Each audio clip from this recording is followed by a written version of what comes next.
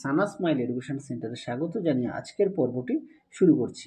আজকে তোমাদের জন্য নিয়ে চলে এসেছি, তোমরা যারা দশম শ্রেণীর ফার্স্ট ইউনিট টেস্ট পরীক্ষা দেবে তোমাদের জন্য রায় ও মার্টিন প্রশ্ন বিচিত্রা থেকে আজকে সমাধান করে দেখাবো ভূগোল বিষয়ে মডেল 11-এর যে সমস্ত ছোট ও বড় প্রশ্নগুলো আছে সমস্ত প্রশ্নের উত্তর তোমাদের সমাধান করে দেখাবো। আগের ভিডিওতে আমরা 1 থেকে 10 নম্বর মডেল সেটের ভূগোলের সমাধান করে দিয়েছি রায় ও মার্টিনের, আর তোমাদের ইতিহাসেরও সম্পূর্ণ সমাধান করে দিয়েছি, জীবনবিজ্ঞানেরও সমাধান করে দেওয়া আছে, ভূগোলেরও সমাধান করে দেওয়া আছে। তোমরা যারা এখনো দেখোনি আমাদের প্লেলিস্টে গেলে পেয়ে যাবে। চলো দেরি না করে মূল বিষয়ে যাওয়া যাক।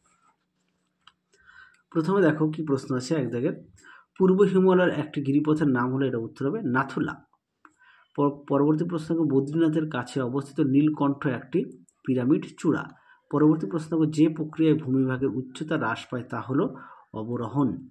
পরবর্তী প্রশ্ন দেখো, বায়ু ও জলধারের মিলিত ক্ষয় ও সঞ্চয় কাজের ফলে সৃষ্ট ভূমিরূপটি হলো, এটা উত্তর হবে অপশন গ, পেডিমেন্ট। পরবর্তী প্রশ্ন দেখো 5 দাগের কি আছে, উচ্চস্থলের তিব্বতে ব্রহ্মপুত্রের নাম, এটা উত্তর হবে সাংপো। পরবর্তী প্রশ্ন দেখো, ক্ষয় বা গালি ক্ষয়যুক্ত অঞ্চল বেশি দেখা যায়, এটা উত্তর হবে ল্যাটেরাইট মাটিযুক্ত অঞ্চলে, অপশন ঘ।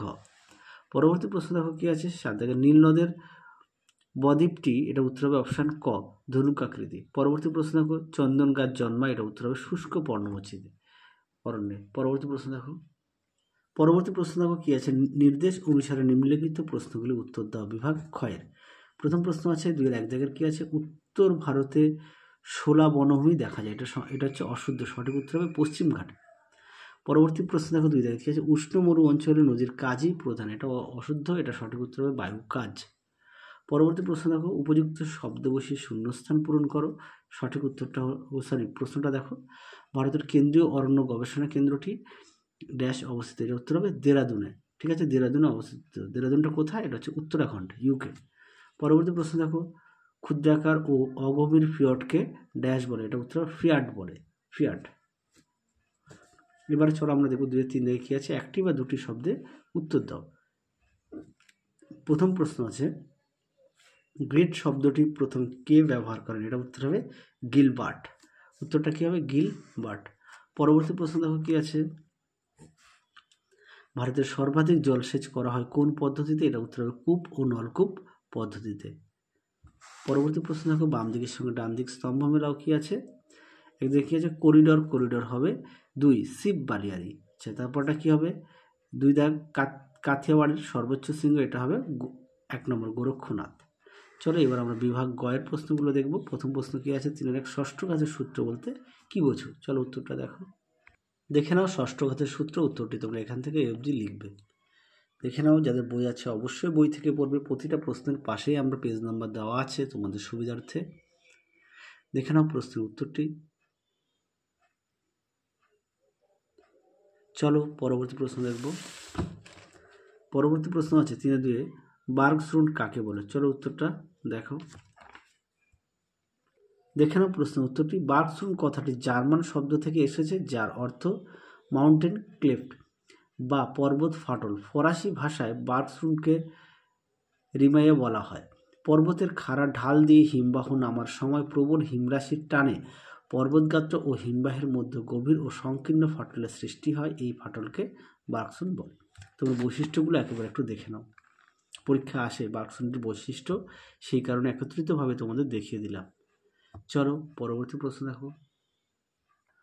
পরবর্তী প্রশ্ন কি আছে, দুন কি। চলো উত্তরটা দেখো, দেখে নাও দুন কি। শিবালিক এবং হিমালয়ের মাঝে সৃষ্ট নিম্ন উপত্যকাকে দুন বলে। আচ্ছা, দুনের উৎপত্তিটা একটু দেখে নিও, বৈশিষ্ট্যটা একবারে দেখে নাও, উদাহরণটা একটু দেখে নিও, সেই কারণে একত্রিতভাবে দেখিয়ে দিলাম। অনেক সময় আসে যে দুনের বৈশিষ্ট্য লেখো, দুনের উৎপত্তি লেখো। পরবর্তী প্রশ্ন দেখো। পরবর্তী প্রশ্ন কি আছে, লু কি। চলো উত্তরটা দেখো,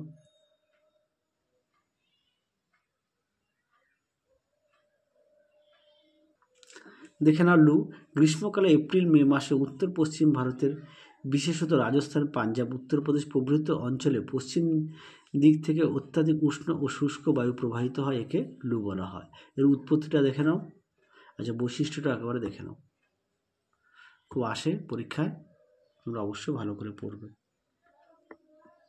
চলো পরবর্তী প্রশ্ন দেখো। পরবর্তী প্রশ্ন দেখো কি আছে, বহুমুখী নদী পরিকল্পনা কাকে বলে? চলো উত্তরটা দেখো,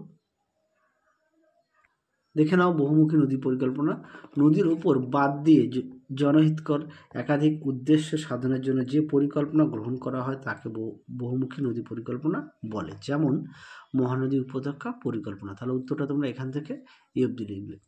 তোমাদের আগের ভিডিওতে আমরা ইতিহাস ও ভূগোলের সাজেশান দেওয়া আছে, তোমরা যারা এখনও দেখোনি আমাদের প্লেলিস্টে গেলে পেয়ে যাবে। এছাড়াও তোমরা যারা আমাদের চ্যানেলে নতুন দেখছো সবাইকে অসংখ্য অসংখ্য ধন্যবাদ। এখনও যারা আমাদের চ্যানেলটি সাবস্ক্রাইব করোনি তোমাদের কাছে আমাদের বিশেষ অনুরোধ, আমাদের চ্যানেলটি সাবস্ক্রাইব করে পাশে থাকা বেল আইকনটি অল করে দেবে, তাহলে যখনই নতুন কোনো ভিডিও পাঠাবো সবার আগে তোমাদের কাছে নোটিফিকেশন পৌঁছে যাবে। আর ভিডিও যদি ভালো লাগে অবশ্যই লাইক করো, তোমাদের প্রিয় বন্ধুদের কাছে অবশ্যই বেশি করে শেয়ার করো, তাহলে তারাও খুবই উপকৃত পাবে। চলো পরবর্তী প্রশ্ন দেখো।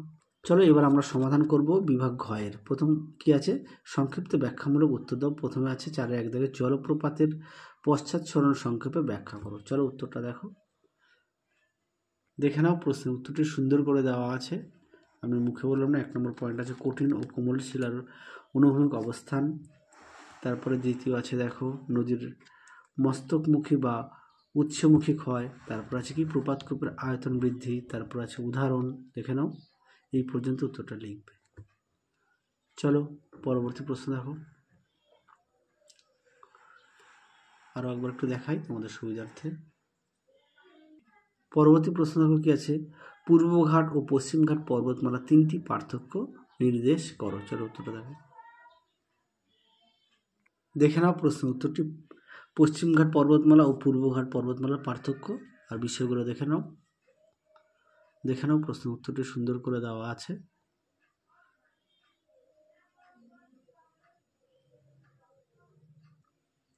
দেখে নাও।